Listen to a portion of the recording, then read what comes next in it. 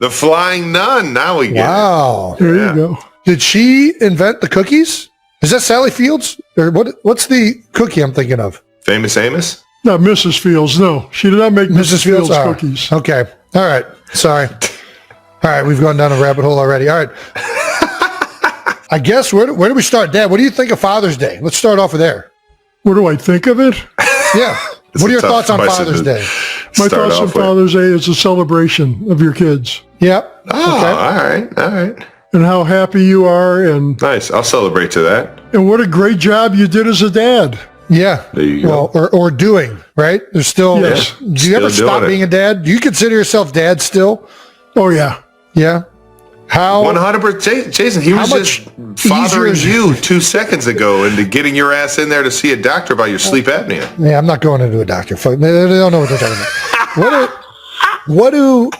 How is being a dad different at this stage as opposed to being a dad You don't know what they're when talking we were like Wyatt Bennett's and Elliot's age? And Finn. Sorry, Finn. A lot more relaxing. At this stage, everything's just a lot of fun. Less work? You're not fretting about how they're doing in school, how they're treating teammates, how things are going in the neighborhood with them, how much trouble they got into that can be directly tracked back to you. What do you fret about these days between Travis and I? Between Travis and you, not much. Not I much? think you're doing great. Yes. So you do think that Father's Day is a real holiday. Jason, do you think Father's Day is a real holiday? I think Father's Day is, yes, first of all, it's a real holiday. Anything that celebrates parents and family and raising children in this world should absolutely be celebrated. Okay. I think that Father's Day and Mother's Day is celebrated across every nationality in some way. Actually, there's a really good way that the Germans celebrate. We mentioned this last year on the podcast. I would love to do this with Dad one day. You know how Germans celebrate Father's Day, Pop? No, tell me. The family drops them off at like a woods, and they have a wagon that is filled with beer and different types of meats and sausages, and the dads just wander up into the mountains with a bunch of beer and sausages, and they hang out together for a day. And then they come back to meet their families afterwards. I was like, I'll tell you that what, sounds pretty fun. we can wander back to the pool and do the same thing. There we go. Perfect. There we go. Gotta go to the We'll woods. do this. We'll just get a wagon and ceremony and walk out backyard. Dad, Mom's in Traders. What? No, we can't say this. Oh, it's public. It's public. Rumored. What? It's public now? It's public. She's It's public. Allegedly. I was lectured by your mother not to talk about it. Okay, well, can we record something for when we can say this? What do you think are Mom's chances Chances of winning. what? of winning? Winning Do you what? understand? Do you I don't know. understand? You know what what I have Traders no is? idea what she's Okay. doing. So this is the premise of this. It's a game show. It takes place in Scotland. Basically, there's a group of people, and there's 2 people in that group, or a select amount of people are traders, which are people that can eliminate other people week by week. And the group of individuals that aren't the traders need to try and devise who the traders are before the traders eliminate all of the non-trader contestants. What? I'm sorry. All right, perfect. So what do you think Mom's chances are of winning such game show? Haven't got a fucking clue. Don't know? Okay. All right. Don't know. I'm not a reality TV show type person. That's not true. You used to love, what's that? What were the history ones? What was the one where they used to bid on the freaking... Storage Wars? Storage Wars? You were big Storage Wars. Never saw that in my life. I never saw... I mean, I've seen it on TV, but I haven't sat down and watched Storage it. Wars. I used to sit there and watch, what's We watched the 2 guys. We watched the 2 guys that went around hunting for junk. Yep, the American Pickers. There you go. Then you used to watch the Vegas one with the Chumley. What's the... the Vegas. Oh, yeah. Yeah. So don't give me this. Don't give me this. You're not a reality TV guy. Pawn Well, I Stars. don't- Don't act like you're above reality TV. You used to sit down and watch Jackass with us. Yeah. What? As I recall, I was pretty much adamantly opposed to Jackass. Yeah. No, I think that's accurate. I'm pretty sure. Oh man, but you were missing out. Yeah. Oh, yeah. Your loss. I want to get Ed Kelce's reaction to this photo. All right, let's do it. Brandon, you know exactly what photo I'm talking about. I have no idea what photo, so you're going to get my reaction too.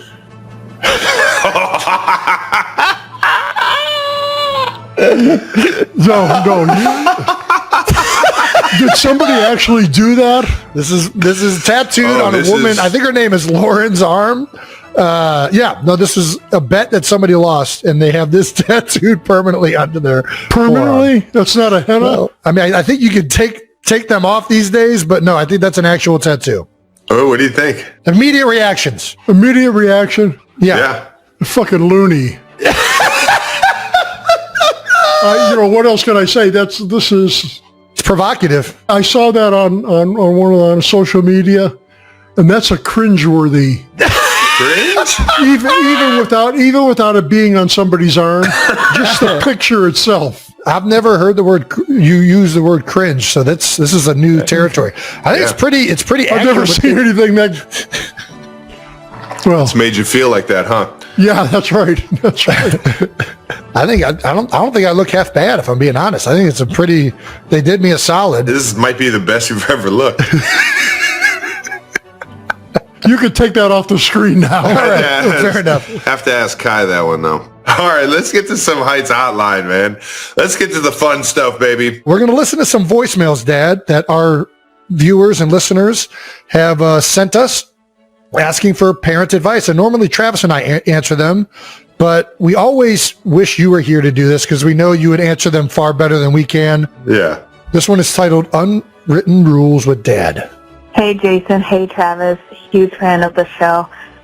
My no dumb question is, what was like an unwritten rule you had with your dad growing up? One of my unwritten rules I had always with my dad was when I'd be in the car with him, it would be nothing but his music he loved, 70s, 80s rock, 90s rock. Sounds like a good dad. And we always watched football games together. And that was like our two big unwritten rules was that. I hope to have a good day. And go Steelers. Oh, there we go. Right, nice. Go Steelers. All right. Yins are actually. We didn't have any written rules. They were all unwritten. I only remember one, but it was literally a rule that he told me was, but he only told me once. It was, you got to be home before the streetlights come on. That was the only unwritten rule. That's a rule that dates back to the 60s, at least. Since streetlights were a thing. Did you write down any rules? I don't remember any written rules. Oh, I don't know about any written. No. I think they were all unwritten, but there were tons of rules. Yeah. Don't talk back to your mom. Finish your food at the table. Finish what you're eating. Yep. There's starving kids in China. Don't hit your brother in the face. No punches to the head. Can we still use there's starving children in China? Is that still an acceptable way to get children to eat food? I think that's to each his own, Jason. I don't know. I kind of gave up on that one. Fact of the matter is, I waited all these years for you and Travis to come back with Aunt Judy's retort. What was Aunt Judy's? Well, if they were here, they could have my food. That's not this. Leave it to Aunt Judy. Yeah. All right. What were some other Ed Kelce rules? If you run, it's only going to be worse. I remember that one. Yeah. Come here. If you run, it's only going to be worse. I don't know. I'm drawing a blank here. Yeah, that's pretty good. I think it was more situational. The rules came up where there was a situation that demanded it. There was the golden rule, which kind of everything else fit within the golden rule. Then there was respect your teachers, the elders respect in the everyone. room. yeah, but there was another level for either teachers, educators, or people that were older than you, which I felt like if we Your ever elders, respect your elders. Yeah. Yeah, if we ever came back and one of the older just parents or anybody was saying something, you were like, all right, that's enough of that. I feel like that was a big one. And that wasn't always easy to say.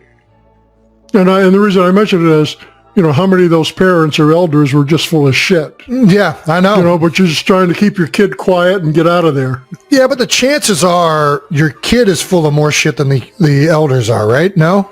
No, sadly, no. And that's something you'll come to realize. All right, fair enough. As the girls get older. All right. Your time is not so much keeping your kids in line as it is deflecting criticism and, rolling your eyes in front of the friggin' idiots. Okay. All right. Wonderfully said. Love that. What were your rules as far as like sports went? No I in team. Yep. Mm-hmm. You're never as good as they say. You're also never as bad as they say. Yeah. Ignore what people say. Yep. Hard work and hustle beats talent. Always has, always will. I don't know if you did it on purpose or if it was just the athletes that you genuinely appreciated most, but you would always point out the athletes that were, besides the ones that were really good and had personalities. I remember you loved Charles Barkley. We've been on that multiple times. Always been a big fan of Chuck. Yeah. You'd always point out like the guys that like ran hard or hustled, like Pete Rose and like different. Sure. Whenever we were watching games, it was like, it was always like athletes that like either were intense or gave above and beyond like effort. I remember that was one thing that you always... the odds. Yeah. And never stop track of that ball. Things like that. Sure. I think we can hit the next one. Irrational Mad Dad Moment is this title. Hey guys, this is Zach. I wanted to talk to you about Father's Day and it coming up soon. And it made me think of times that my dad got irrationally mad at us. And I wanted to know if there was any time Papa Kelce got irrationally mad over something little. Like, I remember our big one at home was Dad got mad at us because the toothpaste was in the downstairs bathroom, not the upstairs bathroom. We got like a 5-minute lecture about it. He's yelling and screaming. Anyway. That does feel a little bit irrational. You guys had a similar experience with your dad. Or maybe, Jason, can you admit you having yourself an irrational mad dad moment? Oh, absolutely. All right, thanks, bye. I don't ever remember Dad being irrational. I'm pretty sure he was rationally mad.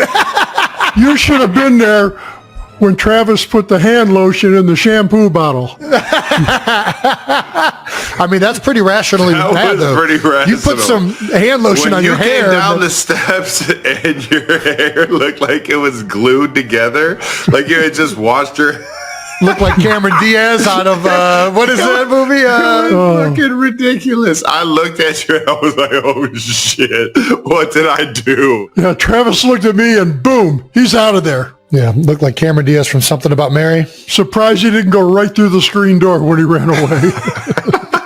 I was like, oh, I didn't realize that. And you were late to go to work, or you were trying to hurry up and get out the door, and that was a rational. I feel like most of the times I remember is pretty rational. Rationally mad was a big one for Ed Kelce. There was a reason for him to be upset. What was? I'm trying to think of an irrational one. I can't really. Nothing comes to mind off my head. What do you think, Pop? Do you remember any? No, I'm drawing a blank. I remember you irrationally. Remember when we were sledding down the hill. This was back when we lived in North Ridgeville. It was me, you, and oh my gosh, the one neighbor. Oh, what was his name? I think it's me and you, or us two and you were on one sled, and we were headed for a rock. And I still don't know how this all went down, but you ended up jumping in front of us on the sled, and the rock broke your ribs. So you're I sitting broke there, a couple of ribs. That was you're screaming in pain. I tried to hang it. I remember his name just because I remember this irrational moment from you. We're driving in the car, and Billy says something. That's right. Billy says something to you about driving, and you're like, "Shut the fuck up, Billy." He asked me if I'm okay. He saw me wincing in pain. He asked me, "Can you drive?" He said, "Shut the fuck up." So I would roll over, and that's how I broke the ribs. Why didn't you just grab us and roll the other way? I'm trying to envision how this rock was so... Okay, well... God damn it, that's hilarious. When you have one of those moments, you could ask yourself, why didn't I go the other way? Fair enough. I get irrationally mad all the problem with children is they're irrational. So that causes you to be irrationally mad sometimes. There's a lot of irrational things happening when you're dealing with little kids. All right. Fictional father. Let's go with that one. Oh, shut the fuck up. Fictional fathers. Okay, this should be good. Hi, this is Lacey from Missouri, and I was just wondering, since Father's Day is coming up, Jason, what fictional father would you say most closely resembles your parenting style? And I think that's it, actually. Have a good day. Okay, Lacey, nice. I'll say this. I think my parenting style probably mostly resembles a non-fictional character in my own dad. I think that I definitely I find myself being more and more similar to Dad in the way I talk and do things with my children. And I think Dad, I'm trying to think of like, who's the best fictional character that Dad is represented by? Is it Red from that 70s show? I feel like he's got a little bit of that, but maybe not as like curmudgeon. He's more supportive of his children. Yeah. Who's a rough around the edges, but very supportive father? I'm trying Bundy? Al Bundy! Oh my gosh! That is low key. I mean, he's not supportive of his kids at all. But Al Bundy's good. He's got you got to go with a hodgepodge. It's got the sense of humor of Al Bundy combined with the fatherly like nurturing of like a Huxtable. What's like Bill Cosby? Like we can't mention Bill Cosby, unfortunately, but the character was phenomenal on the show. Mr. Huxtable. Yeah. So I think that's pretty good. I would say it's kind of like that. What do you think that's accurate, Pop? I mean, that's damn good. That's pretty good. If you want to go, I'm drawing Ed. What's the guy's name from Married with Children? Ed what? Al Bundy. Was his real name. Oh, you're talking about Modern Family. No, I'm thinking what's his real name? Oh, okay. Ed O'Neill from Youngstown, Ohio, baby. Yeah, played for the Steelers. He played for the Steelers? Yeah, he did. I think it was only 1 or 2 years. If I'm not mistaken, he was a linebacker. I'm not sure. Are you thinking of Jack Lambert? Look it up, dude. Try me. All right, listen. Brandon, look it up right now. Had a brief stint with the Pittsburgh Steelers. Holy shit. Well done, Dad. Ed O'Neill, baby. And he's from Youngstown? 4 touchdowns, 1 game. He's from Not Youngstown? 1 season. No, that was Al Bundy's big game. Yeah. Polk High. But he did a movie where he went to his girlfriend's house to get her kid who had been disappointed by his real father. Yes. And he had to get him across town. Or not across town, across the country. Drive to meet his mother. I forget the name of that movie, but I just remember the kid was having such a fit. He tied the kid's feet and legs around a hockey stick and carried him out like a suitcase. That's an Ed Kelce move right there. That's a good one. Ed O'Neill, really in any dad, because he's the grandpa and the dad in Modern Family, and he's very much a similar temperament to him. I didn't know he's from Youngstown, but that makes a ton of sense. Northeast Ohio. That's a lot of ties right there. Maybe that's why we got so much of that. One of my favorite things ever in the house, and all my friends still say this to this day, is there was never like any like come downstairs, talk to the guys, let them know you can't do that. It was just a scream from the second floor office. Yo! Hey! Shut the fuck up. Yeah. And immediately everyone froze. It was like, yeah, we can't do that anymore. All right, yeah, we're done. Yeah, I do remember one time we were at the rink, and Travis and a bunch of kids were playing hockey outside the rink while you were skating. Yep. Yeah. And you know, they used to do that in the one corner. Oh yeah. Of the rink. And some people, some grandparents were trying to get by to go up the stairs. And I was on the other side of the rink and I yelled out, yo! It's like 7 kids dropped the hockey sticks right away. Listen, it translates. It translates to me. We were at the Phillies game this week, and we took the girls and some family friends brought their kids. And one of the other I don't even realize this is like a thing that just our family does. But one of the other kids was standing, like, you know, on a suite, how like the front, she was like climbing on the front of it. And I was like, yo! And immediately she like gets startled and then starts crying. And I'm like, oh fuck, I just fucked this up. Like, this kid isn't normally used to getting this kind of treatment. I'll tell you, one of the coolest things is, and this was maybe 2 or 3, one of the last few years that Jason played, were in the downstairs in the family room in that lounge. And, they've come by 4 or 5 times trying to get people to leave. And I walk over by the door, and the security guys were very cool about it. They weren't rushing you. But people were getting antsy. So I just told the guy, I said, watch this. And I just yelled, yo! All of a sudden, everybody starts walking out. Dude, it's a powerful, like Kylie's family has the whistle. Ed can do that loud, like, and I'm jealous of that. So am I. I don't know that there's, like, the yo is undefeated. You just whip out a yo in the middle of a crowd. You could say yo right now in the middle of a sea of people and be like, oh shit, Ed Kelce's here?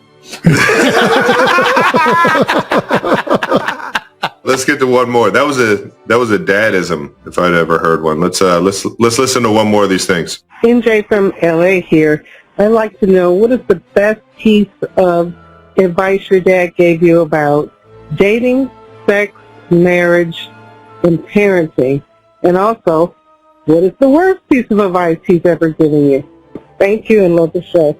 Okay, thank you. That's an awesome question. I never got any advice on sex from Dad. We never had the birds and the bees talk. No, we didn't. Yeah. No. He left that to the Cleveland Heights public school system.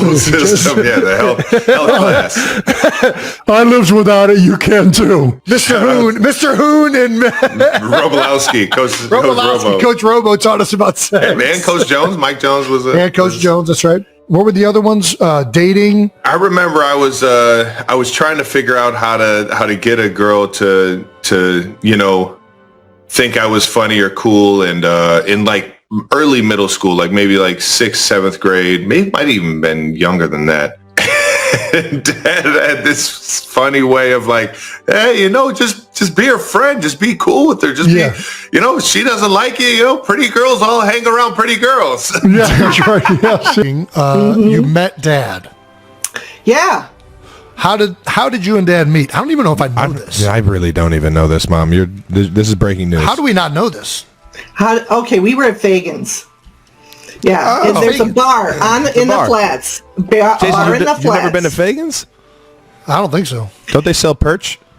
Yeah. Oh, Dad did take me there one time. Fish and chips. Yes. Fish and chips, baby. Okay. Yeah. Okay. Yo. So we just happened to meet there. He came up to me with the illustrious, I guess, pickup line was, "Did you say Joe?" And Stop it. And I said no. And he said, "Oh, I thought you said Joe." I said, "Is your name Joe?" And he went, "No, it's Ed." I'm like,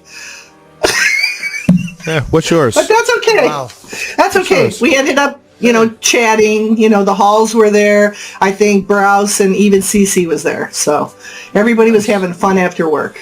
I was supposed to go out with a guy that night, and we were supposed to go to a play, and I never made it.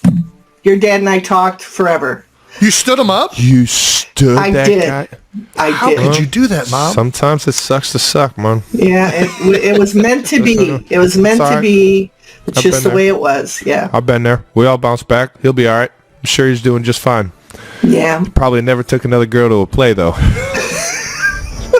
It was a good play, too. I really wanted to see it.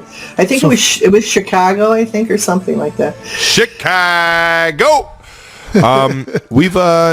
We've talked about this growing up in Cleveland Heights and all the broken windows and the floors that we went through and all the holes in the wall and yeah. By the way, yeah, I have one question for you. Who actually jumped over the couch and landed on it so that the feet of the couch went through our hardwood floors? Oh yeah, that wasn't anyone jumping, Mom. That was a power bomb of the century. Oh, yeah, into Jason, the sofa. Yeah, into the ground. Oh, okay. Into the sofa, and then the sofa went through the floor. That's how powerful it was. That was Jason throwing me around like a rag doll. Yeah, we just kind of slid that thing over and made sure you never knew about it. Yeah, I know. But we found it before we sold the house. But we fixed it. But I'm curious, why or how did we never break the television? with as many times as you were throwing a lacrosse ball across the living room, how did it never break? Well, that was the one thing that we cared the most about in our tiny little lives at that point was the TV. We couldn't break the TV. What would we do all day? But you were still throwing balls, throwing all kinds of stuff. Yeah, but we made sure to steer clear of the TV. We knew not to touch the entertainment. That was what had the Saved by the Bell and Who Wants to Be a Millionaire and all the other stuff that we were watching at the time. We couldn't break that thing. Yeah, for sure. Man. Fonzie, you were watching Fonzie. Nick at Night. Nick at Night was a good one. I haven't met the Fonz yet. Big Kansas City fan now. Oh, there you go. He's a Patrick Mahomes fan. Let's not call him a Kansas City fan. I've seen him wearing Kansas City Chiefs jerseys. I'm just saying, if Patrick Mahomes played for the Raiders, he'd be a Raiders fan. I have no argument. The picture that I just got of Pat Mahomes playing for the Raiders was fucking disgusting. Jason, don't ever say that ever again. We got flash forward. You meet Dad, marry him. You don't have to go down all that. Nobody cares about that. Yeah. What was it like? How? Yeah, I don't know. When did us two come into the picture? How did that? It was about 5 years. 5 years later, we were trying to have kids. It wasn't working for whatever reason, and I went in, and one day she just told me, she says, "You're going to have a little one," and I went, "Whoa!" So I knew you were a mistake. I knew you were a mistake. She just said that they were trying to have kids. What do you are? Did you not listen to anything? We were trying. We were trying. No, she was trying for this. She was trying for me. You was just like, oh. Let's be honest. Let's set the record straight. How disappointed were you when Travis was announced as a boy? No, I was not. You weren't hoping for a girl? I will say. Be honest. Be honest. Yes, I was hoping for a girl, but I got one. He's a fashionista.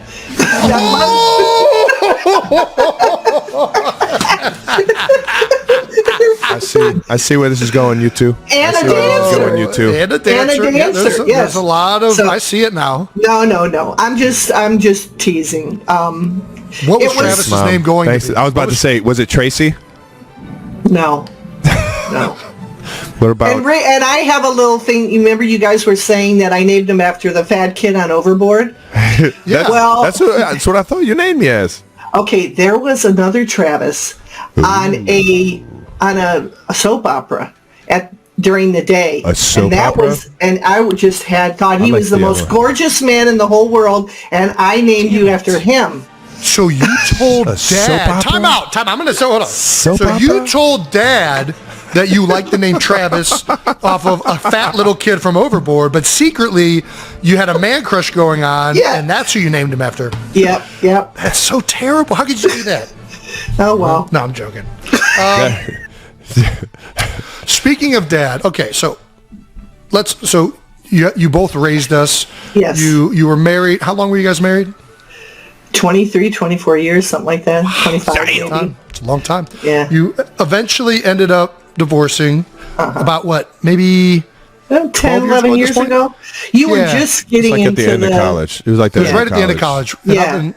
So 12, 13 years ago probably. Right. So why do you hate him? I don't hate him. We're still friends. We're friends to this day. That was a great way to put it. Yeah. No, we're friends. It's just, we get along. With you. We get along great. It's just sometimes people, they move apart. That's all. So you don't regret marrying him? No, never, because I got you two. I wouldn't be here. I wouldn't be on this show if it wasn't for that. So no, we both were like a tag team with you two and did all kinds of fun things. When one of you had to go out of town, another person would help the other child. So it was perfect. It was just, you got to do whatever sports you wanted. You got to go on all the tournaments. You got to do everything, and it worked out. If there would have been another kid, somebody was going to lose out. Yeah. So it just happened to work out for the best. Well, thank you. Yes, thank you. Thank you for making a mistake with Jason so that I could be here. And I didn't make any mistakes. I don't make mistakes. Yeah, well, it's because Jason turned out not too shabby. There you go. Before we keep going, we need to shout one of our newest partners, Fireball. Ooh, that was intimidating. Fireball takes any event to the next level, especially watching the big game with friends. Fireball's iconic cinnamon flavor tastes fire and goes down easy, making it the ultimate crowd pleaser. That's why it's the #1 shot in America. What I really like about the Fireball shooters is that there's no shot glass needed. You just crack it open and knock it back. Jason, are you a big Fireball guy? I am, because I'm a big fan of just cracking it and knocking it back. Fireball is also sponsoring New Heights' Big Game Party on February 9th in Scottsdale, Arizona, and you can win a trip there. Go to fireballnewheights.com and submit your effort moment of the year to enter a free chance to win a trip to New Heights' Big Game celebration in Scottsdale, along with several other great prizes. Effort moment of the year. Scottsdale, Kelce Bowl. It might be an actual reality for us. Like, when did you kind of put it together? Was it in high school, college, or were you kind of just sitting there on draft day like, I don't know if this is actually going to happen? Well, Jason was the first one, and I know that was very taxing. We were all hoping so desperately that he was going to get drafted, and the first round, the second round, the third round, it went on for days, and it just was one of those things that we didn't know if it was going to happen, but I knew you guys were talented. I knew you had the perseverance. I knew that you would be able to. It's just you don't know how your children relate nationally. You know that they might be the best kid in your city. They might be the most talented or athletic kid on the college team, but you don't know how that is across the country. And there's a lot of kids that are just as talented as you are sitting on the bench at Alabama, Ohio State. They never get a shot. So it worked out that everything aligned just perfectly on how you were able to play, get on the field, show your talents, and show what passion you have for sports. Yeah, I mean, so speaking of kids playing, do you have any advice for other parents listening who are raising their kids and also have dreams of playing in the NFL? What advice would you give those parents? Ooh, that's a good one, Jason. That's a good one. What do you got, Mom? Okay. The advice that I would give is tell your children that no matter what anyone says, always believe in yourself. Number 2, keep at it. Go up to teachers, not the parent. The child has to do this. What do I have to do to get more playing time? What do I need to work on? The parent cannot do it. They cannot be the ones that are on the coaches, backs all the time. Oh, yeah. It's got to come from the kid. The kid has to want it. He has to get up enough courage to go ask, this is what I want to do, that's what I want to do. And that's kind of what we try to instill with the two of you, that if we were at a practice session, go practice with those guys. Tell the coach, I want to play more. I want to get better.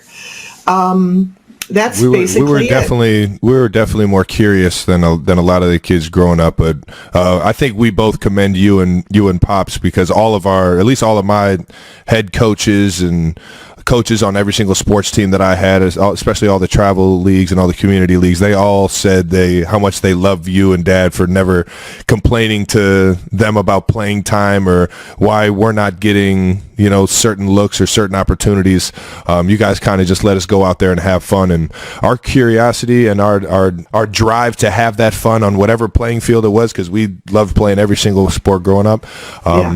That is at the end of the day what drove us to where we are today, for sure. And you fueled that. Yeah, for sure. And it just, you just have to, but whatever it is, whether it's sports or music or art, whatever your child wants to do, they've got to love it. And if they're not doing what they absolutely love to do, it's not good to push them into something that they just don't like. You gotta love this shit, man. You gotta fucking love this shit. Did you ever think about steering us in a different direction?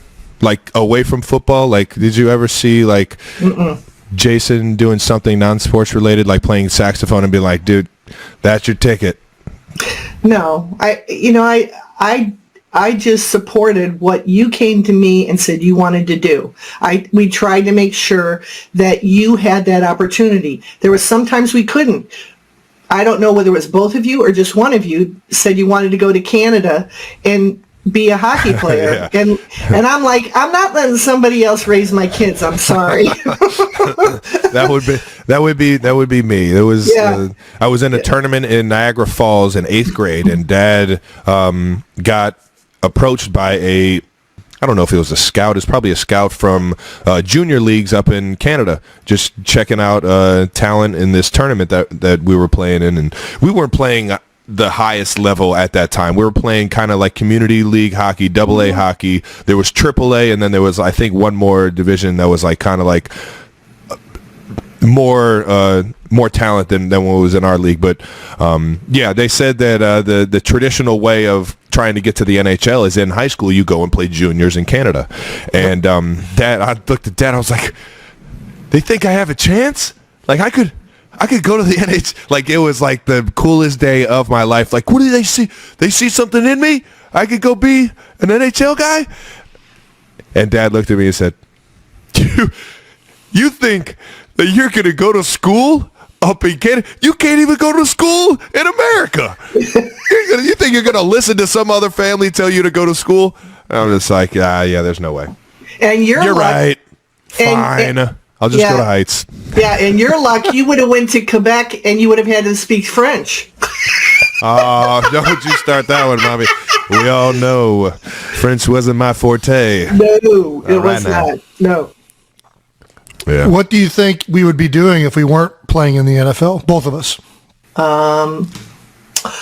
You would be, I'm trying to think of something. Well, I do remember the first time you came to me, Jason, when you were a squirt in hockey. I know a lot of these stories are hockey, but that's a lot of hours on the ice. And you came to me, and it was the first time you got to hit people, and you said, Mom, you were so excited. I finally found out what I'm good at.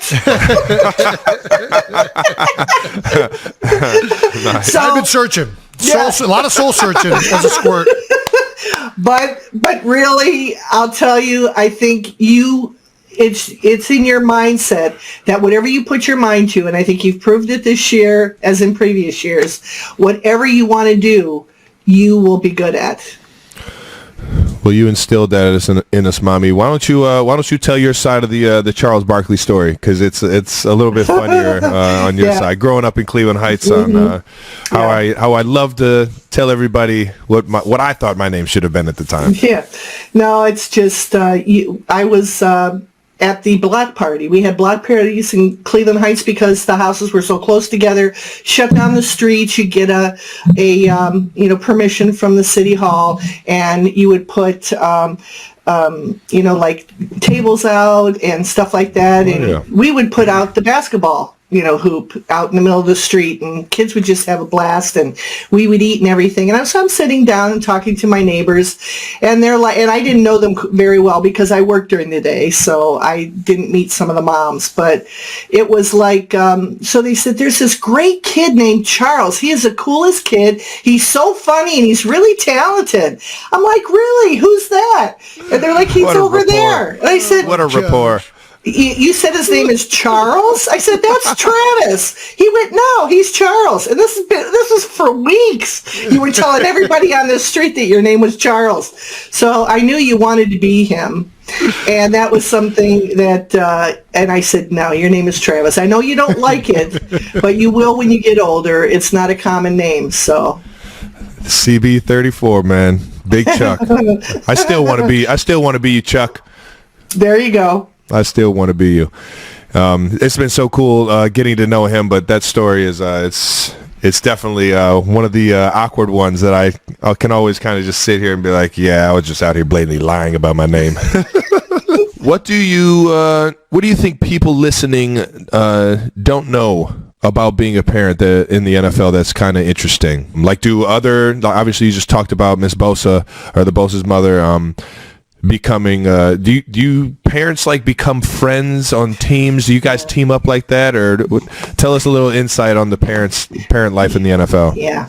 Well, I'm going to start with college because it's a whole different Oh yeah, you got scenario. your Bearcat moms. You got your I Bearcat love my moms. Bearcat moms, and I still see them today. We get together once, not since COVID, but we've been getting together for, a couple of times a year or once a year. And I miss them terribly. It's a lot of time on the road, going to away games and everything like that.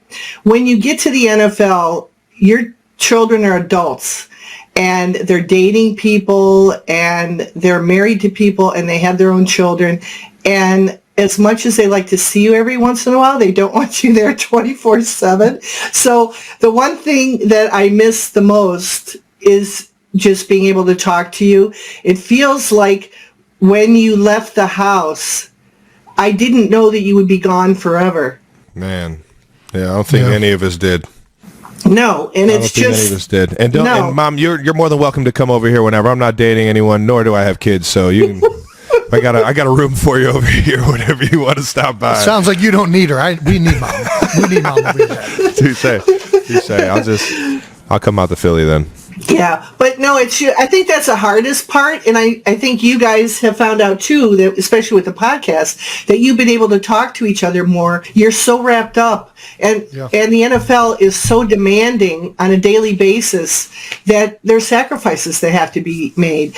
People talk to me and they're like, "Oh, you talk to your kids all the time?" I'm like, "No, I don't." First off, I said, seriously, you guys get 1,000 texts a day. I'm sure there were more the night that you won. Mm-hmm. And how do my texts get through all that? They can't, like I'm sure you don't even know. You're kind of special. You're kind of one of the people that we respond to. I know, but they get lost. They get lost in all the texts. It's like, I'm sure you don't even know that I said I was so excited that you won that night because they don't get lost in the text as much as they get lost in the drinks that I'm having, because when the drinks are flowing, I'm not really looking at my phone. That's true. But the other thing is I'm so privileged to be able to see the world through your eyes, to be able to go to events, to be able to see how you light up people's lives when they talk to you, they take a picture, how much it means to people and how genuine you are. And it makes me very, very proud. So I'm okay to give you to the fans. It's all right. well, we love that everybody gets to see it through your eyes these past couple years with all the fandom and all the fans that you've created for yourself, going on the Today shows and talking about us. It's been fun seeing you in the limelight as well. How do you and Dad separate or support me and Jason through I'm sure everybody always asks me, how do your parents split up seeing the games and stuff like that? Why don't you give them a little insight? Well, I'm a little bit more methodical because I'm a banker. So as soon as the schedule comes out in April... It's a nice way of saying that. Yes. When the schedule comes out in April, I look at all the games, find out when all the home games are, and I split it up, 8 for each of you. And I just do it that way. This year was tough. You were away a lot at the same weekend. You were home on the same weekend. So I didn't get to go to as many games this year as I usually do. But we made it special for you. Yeah, I think I picked all the right games. So it was good. It was good. All right.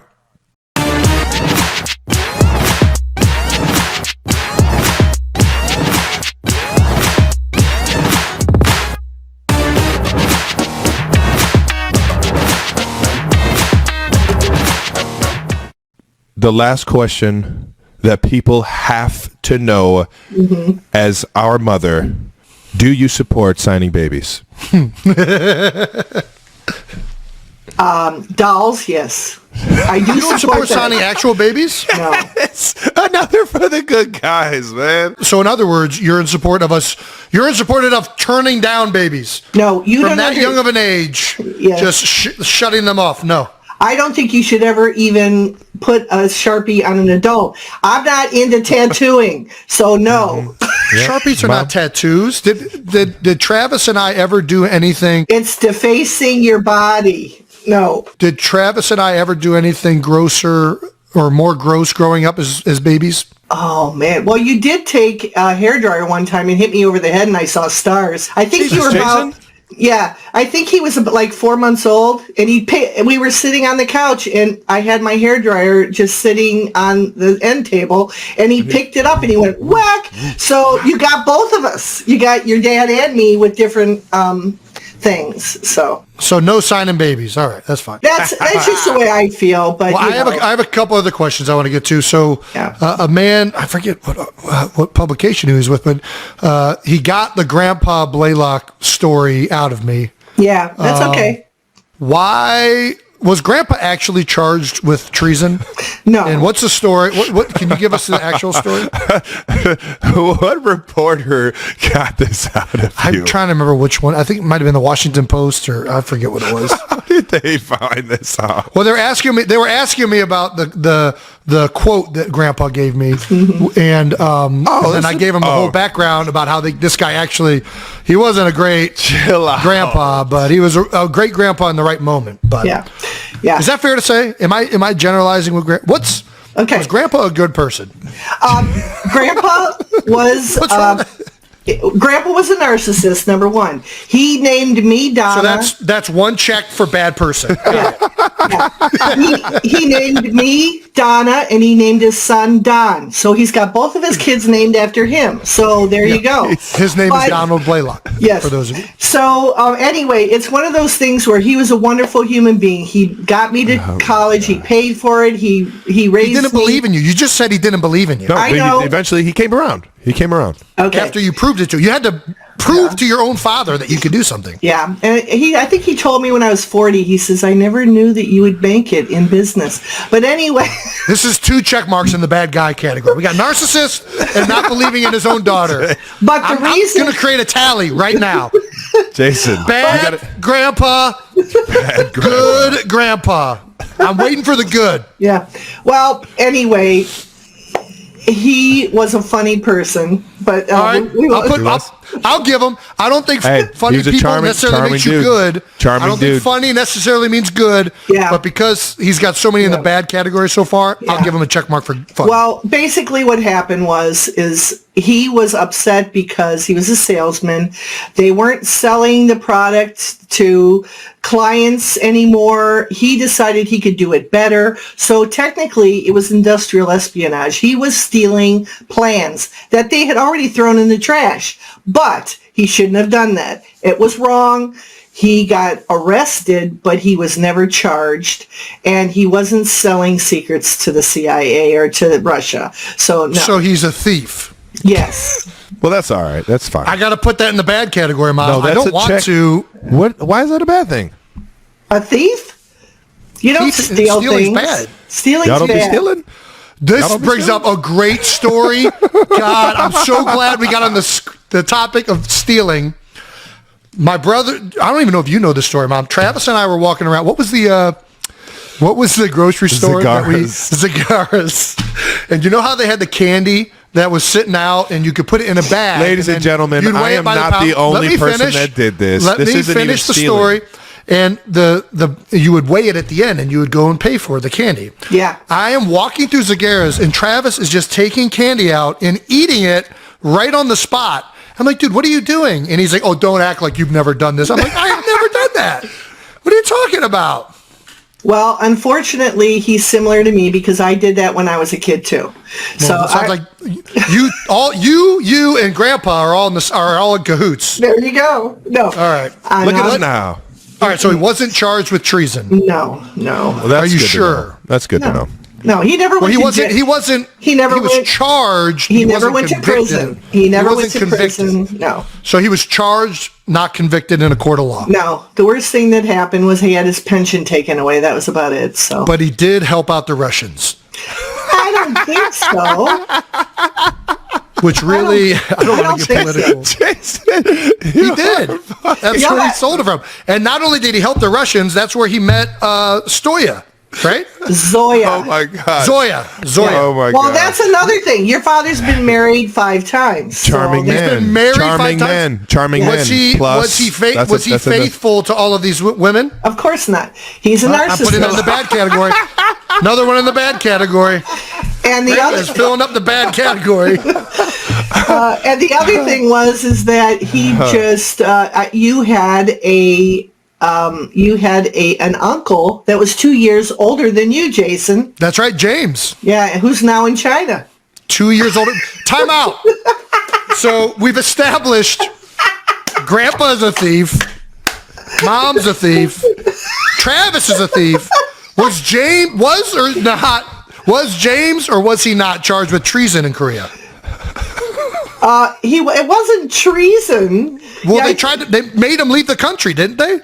That's because he was a DJ and he was cutting in on somebody's territory. What?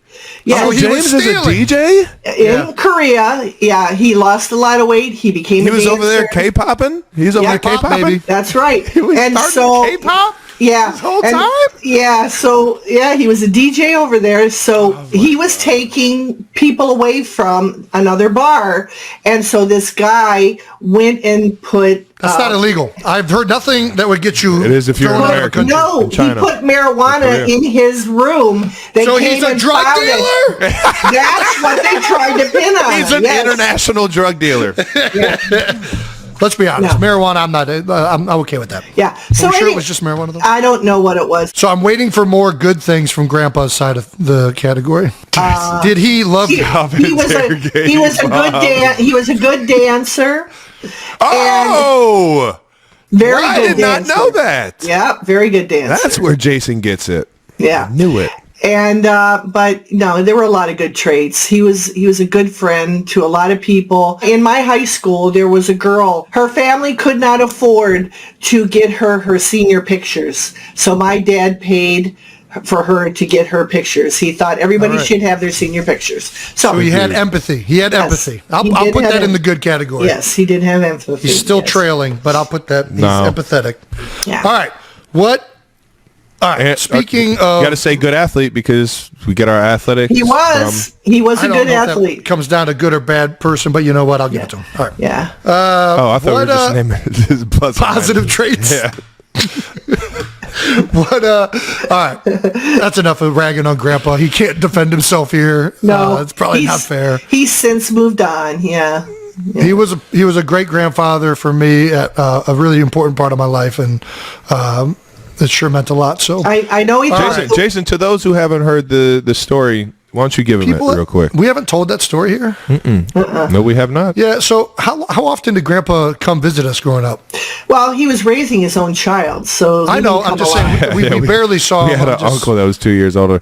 He also lived in Sioux Falls. Yeah, Sioux Falls, South Dakota. So it wasn't. So what do we see him like? Maybe once a year. We barely ever saw him, and once or twice a year. He tried to come to at least one game of yours a year. He'd come to a football game. Yep. He would come to Cincinnati. He went to a couple of I think your first year. I think he made it to the Eagles. So yeah. Well, so when I was in high school still, and for some reason he was in town at this very specific moment, and I had just found out that I wasn't, I had received no scholarships to go to like any D1 schools. And I was trying to figure out what I was going to do with my life and whether I was going to go and play football in college, whether I was going to go and play lacrosse, whether I was going to go to college at all, to be honest with you, which I think I was going to go to college because Mom and Dad were certainly pushing that really hard. And Grandpa gave me a little card that had a quote from Calvin Coolidge about persistence on it. And for a long time, I had that card wherever I went. And then one day I got drunk and lost it, like I have most of my possessions. Like Travis's Cincinnati helmet? Correct. Yes. there is a pattern there, for sure. And what did the card say? The quote said, nothing in the world can take the place of persistence until... Oh, my gosh. Now you're putting me on the spot. I think it started with education. Yes. Education will not... The world is full of educated derelicts. Genius will not. The world is full of unrewarded genius. Talent will not. Nothing is more common than unsuccessful men with talent. Persistence and determination alone are omnipotent. The slogan "Press on" has solved and always will solve the problems of the human race. So a very deep quote for a kid who just wants to play football. But it really hit me for some reason at the right time, and combined with my mom and dad supporting me, motivated me to try and play Division I college football, because I could have gone Division II or III as well, or 1AA, but mom and dad really, because I had some partial scholarships, but mom and dad were very adamant that wherever I wanted to go, they would make it work. We'd find a way to make it work financially, to just go and try and play wherever you want. And went to a University of Cincinnati visit and fell in love with the Bearcats in the university, and decided to walk on there. And I don't know if that would have happened without Grandpa giving me that quote. So for all of his womanizing and thievery and treason, he was a great grandpa at one moment. So thank you, Grandpa, wherever you're at. You wouldn't be here without him. Exactly. All right, let's cut away from Grandpa. We've talked about Grandpa. We're going to get back to Dad, because there's a question we want to know. Did you know that Dad was trying to communicate with aliens? Yeah. He told me about what he said, though, was that he was sharing his computer juice, whatever you want to call it at that time. He called it juice? He called it computer juice. Yeah. I think it's the hard drive. That's what he was sharing with NASA. It is, yeah. With NASA, and they were trying to find, extraterrestrials. And so, he told me about it. At the time, what did you think of when he told you this? I think I'm not one of those individuals that At the time, when he told you that, what was the first thing that happened in your head? I said, are we being paid for this? How are you not a cop, Jason?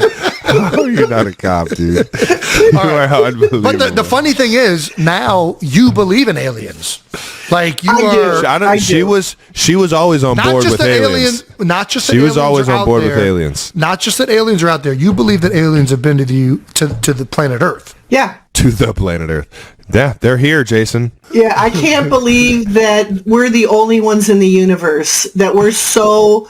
I'm with you. I agree with you on that. I do think that there's aliens out there. I just don't think they've been to the Earth. But last question, Mom. This is arguably the most important question that I have to ask. Yes. I've been saying last question for about 10 times, but this is the outro right here. This is the real last question. Was more memorable?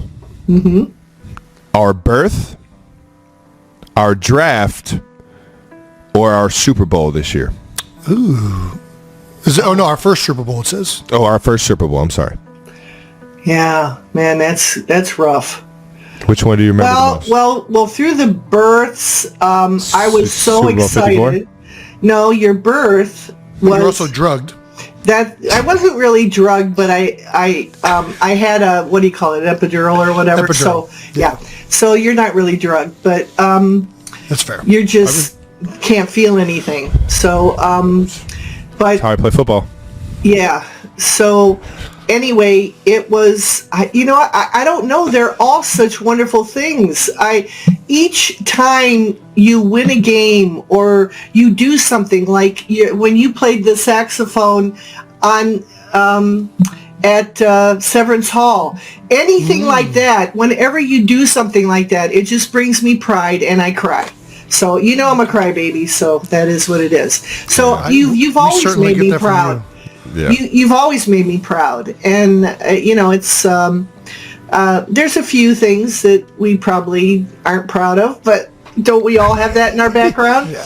So yeah, but I'm telling you, to come through what you both have had to come through and have to overcome, it may not be as much as other NFL players that have gotten to where you're at, but it still was difficult for children, to get through. It wasn't easy. It wasn't easy, that's for sure. It's a grind, no doubt. Before we let you go, Mommy, we're going to turn the floor over to you, or you can use this communications degram right now. You got any questions for us heading into the weekend? I think I asked you, for the weekend. Oh, man. What's the one thing you're going to be thinking about when you're singing the national anthem?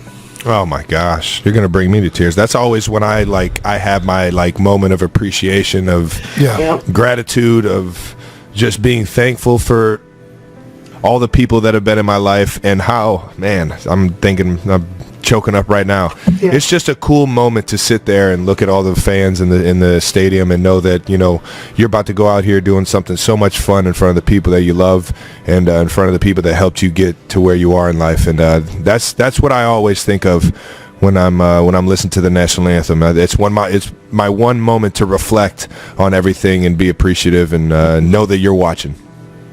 Yep, that's cool. How about you, Jason? Well, I always sing it. I think it's the same thing as Trav just said. For some reason, it's a very emotional moment. And I think it's because you realize that, all of us being here together as a country and as a group and as a family, like all of these and friends, everyone involved in this allows me to play a sport and a game for a living. And you realize how fortunate you are and how, in this together all of us are. So it's an emotional moment for me as well. And it definitely causes reflection. And when it's a game like the Super Bowl, it's just magnified that much more. I think I'm right there with you, Trev. All right now. Very cool. All right now. Well, we're hopping on with Dad next. Okay. You got any message you want us to relay to him? No, not really. Ready? Just see him this weekend, next weekend. Yeah. All right now. See you in the desert. Oh, Mom, I love Thank you so much. I love you so much. Okay. Can't wait to see you this week in Arizona. Oh, it's going to be pure joy. I mean, I'm going to love that game. I'm not going to want it to stop. That's the problem. Deal. Do we need two? Do we need to run this back next year? Just to absolutely run right back. You both have to be in the Super Bowl next weekend too. Next year. Yeah. Next year? Yeah. I said it. I mean, you got to play, Jason. You guys are crazy. You got to play. It's official, ladies and gentlemen. Jason is not retiring. Mama Kelce. Imagine a moment so quiet, yet so powerful, that millions of viewers around the world are left holding their breath. That moment came on the latest episode of the New Heights podcast, when Kansas City Chiefs superstar Travis Kelce extended a heartfelt invitation to his father, Ed Kelce, to attend his upcoming wedding with global pop icon Taylor Swift. The podcast, usually a mix of laughter, NFL banter, and playful sibling rivalry, transformed into a deeply emotional family moment that no one expected. From the opening seconds, listeners could feel the change. Gone were the loud jokes, the familiar teasing from Jason Kelce, Travis's older brother. Travis's usually boisterous voice was calm, almost reverent. Even Jason, known for keeping the energy high, spoke slowly, as if signaling that something extraordinary was about to unfold. Ed Kelce, the quiet man behind two NFL stars, has rarely been in the spotlight.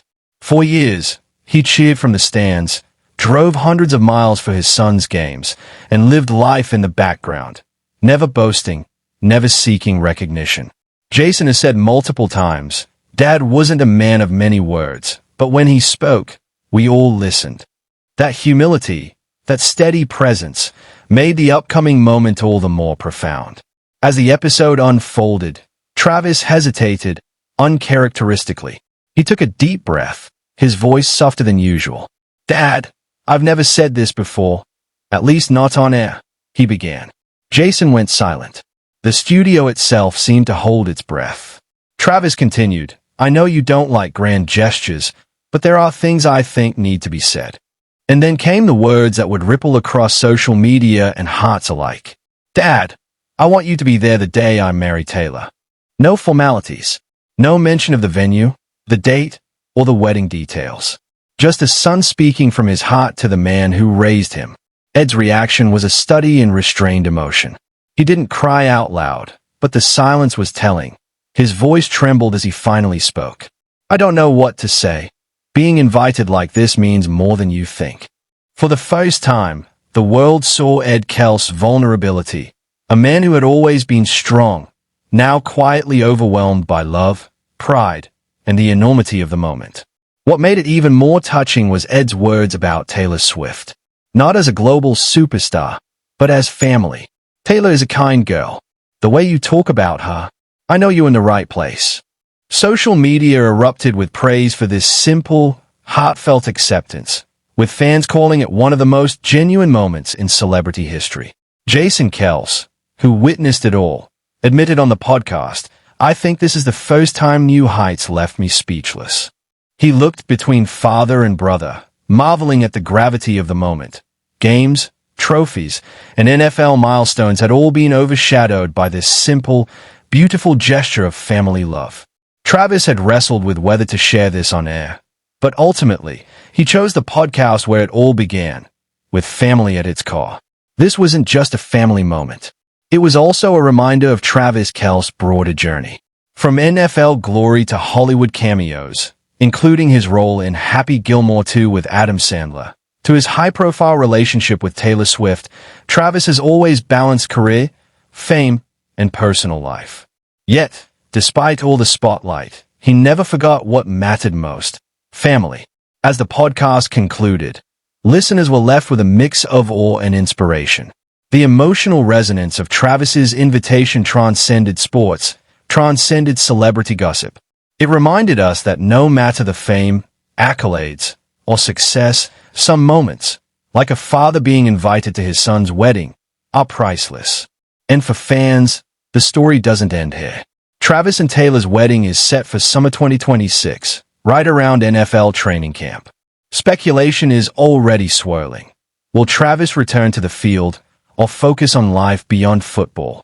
Either way, this intimate family moment on New Heights podcast will remain one of the most heartwarming stories of 2026, a testament to love, family, and the power of words spoken straight from the heart. For millions of viewers, it wasn't just a podcast episode. It was a window into the human side of fame, a rare glimpse of raw emotion, and a reminder that behind every superstar, there's a story of family, connection, and unspoken bonds waiting to be shared.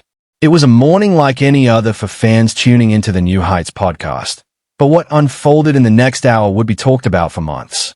Travis Kelce, the Kansas City Chiefs tight end known for his charisma, humor, and explosive energy on the field, did something that no highlight reel or Super Bowl trophy could capture. He invited his father, Ed Kelce, to his wedding with pop superstar Taylor Swift, and the moment was raw, quiet, and profoundly moving. For years, the New Heights podcast has been a playground of laughter, sibling banter, and NFL stories. Jason Kelce, the elder brother, has always kept the energy high, teasing, joking, and sometimes pranking Travis for fun. But this episode began differently. The familiar opening banter was missing. Travis's voice was softer, steadier, and observant fans immediately noticed. Jason, usually the life of the podcast, spoke slowly, almost reverently. Today, Jason said, breaking the unusual silence, "This isn't about football." Those words were a subtle warning that the listeners were about to witness something extraordinary. Ed Kelce, the quiet father behind two NFL stars, had rarely taken center stage. He wasn't a man of many words. His strength was always in his presence. He drove countless miles to his son's games, cheered in silence from the stands, and never sought recognition. Jason has often said, Dad's advice was simple, but when he spoke, it carried weight. And in that studio, every word mattered. Travis, a man celebrated for his confidence and charm, hesitated, a rare crack in his usual armor. He took a deep breath and looked directly at his father through the microphone. "Dad," he said, voice lower than usual, "I've never said this before, at least not on air. I know you don't like big gestures, but there are things I think need to be said." Then, in a moment that would send chills down millions of spines, he said, "Dad, I want you to be there the day I marry Taylor." No invitations, no formalities, just a son speaking directly to his father from the heart. The studio went silent. Ed Kelce's reaction was not loud, not performative, but it was unmistakable. His eyes glistened, and for the first time, the world saw the emotion of a man who had always been the strong, silent support behind his sons. "I don't know what to say. Being invited like this means more than you think," Ed finally whispered, his voice trembling. Then he paused, as if taking in the gravity of the moment. "Taylor is a kind girl. The way you talk about her, I know you're in the right place. Social media exploded. Fans called it one of the most authentic and heartwarming celebrity moments of the year. Comments flooded in. This is what family really looks like. Truly emotional. And Ed Kelce's acceptance is everything we needed to see. Jason Kelce admitted on air, I think this is the first time New Heights left me speechless. And for good reason. Games, trophies, and NFL accolades had all been dwarfed by a single moment of human connection. Travis had wrestled with whether to share this story, but ultimately chose to do it where it all began, with family. But this story is more than just a wedding invitation. It's about the journey that brought Travis and his family to this point. Travis Kelce isn't just a football star.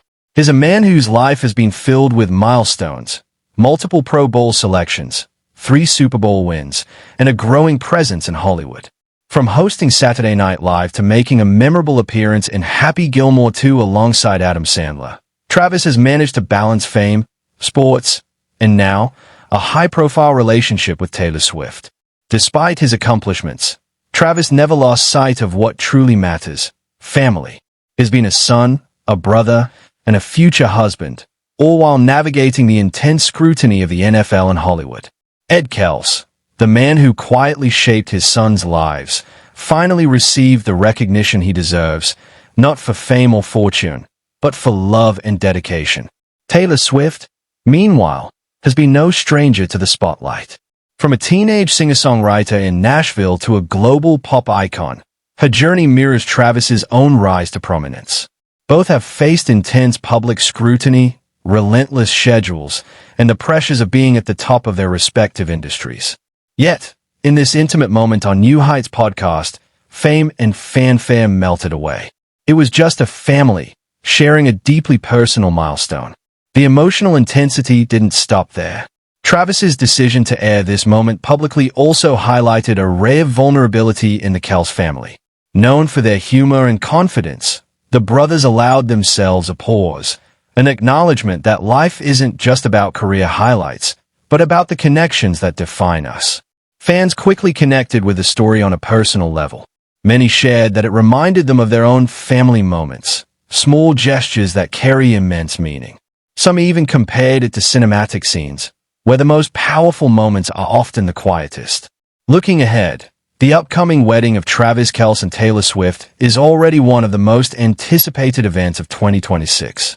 Scheduled for the summer, it will coincide with NFL training camp, raising questions about Travis's future on the field.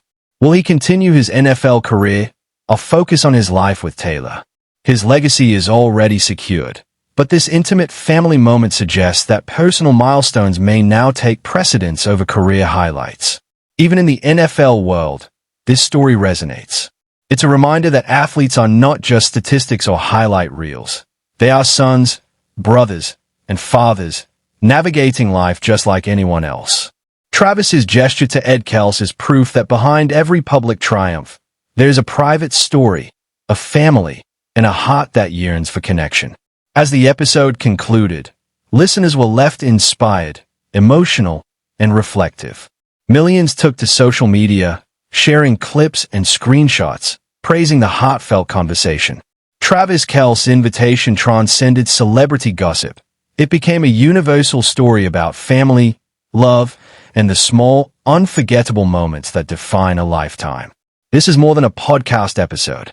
It's a testament to the human side of fame, a rare glimpse into the emotional world of NFL stars and pop icons, and a story that will be remembered long after the touchdowns are counted and the albums have topped the charts. As we wait for summer 2026, one question remains. How will Travis and Taylor's journey continue? On the field, in the studio, and in the heart of their family? Whatever happens, the emotional moment on New Heights podcast ensures that the world will be watching, inspired, and maybe even a little teary-eyed.